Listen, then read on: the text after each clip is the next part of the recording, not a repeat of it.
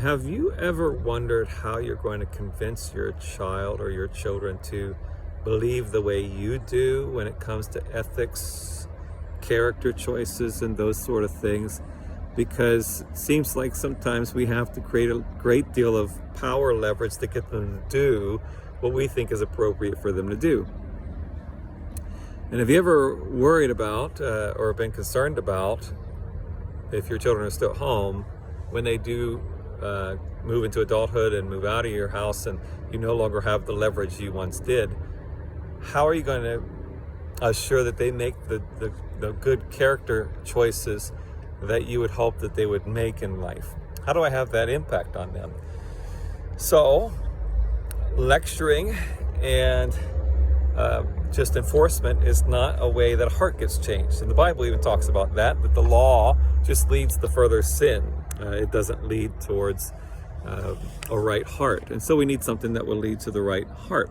And how can we do that? Well, just keep in mind 1 Corinthians 11:1, which Paul says, "Follow me as I follow Christ." So one is I have to give them a living demonstration of this, and it doesn't have to be nonverbal. So I can make good character choices in front of them, and I can also point it out and point out my explanation to why I'm making the choices that I make. But further from that, in 1 John 4, verse 1, John writes to test the spirits to see whether they are from God. I can teach my children to do this.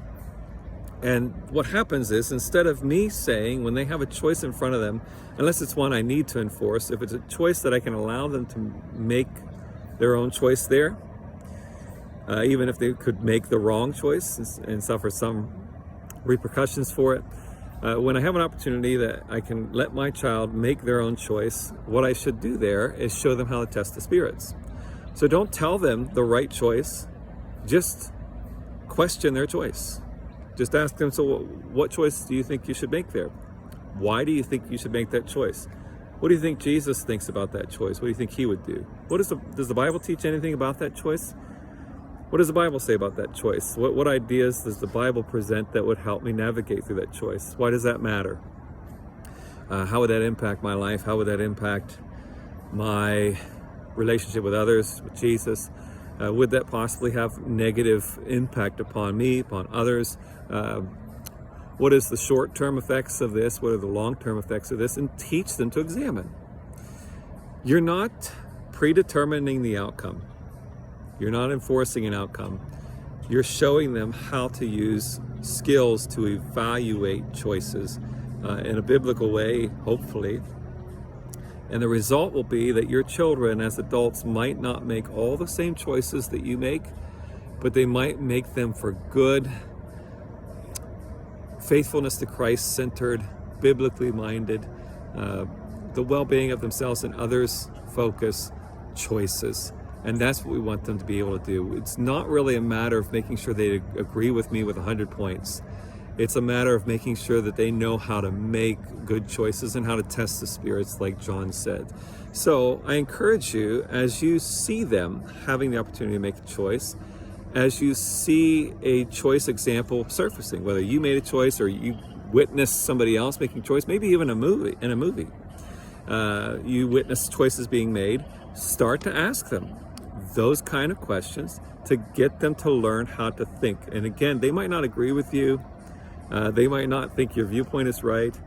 They might not even think that it's right to be asking some of the questions you're asking, but it's subtly going to teach them to examine things. And that's what we want. And I believe that if you teach them how to examine well, the outcome will be that typically they will make good character choices. So I hope that is beneficial to you. And if you like this video or the entire series on pastoring your children, then I encourage you to please like, comment, and share this video with others. As always, if you have any questions regarding how to pastor your children, please let me know. I'd be glad to answer your questions, whether you place it in the comments or you Facebook message me. We'd be glad to answer any of your comments or your questions. And let's continue to see our children become all that God wants them to be. God bless.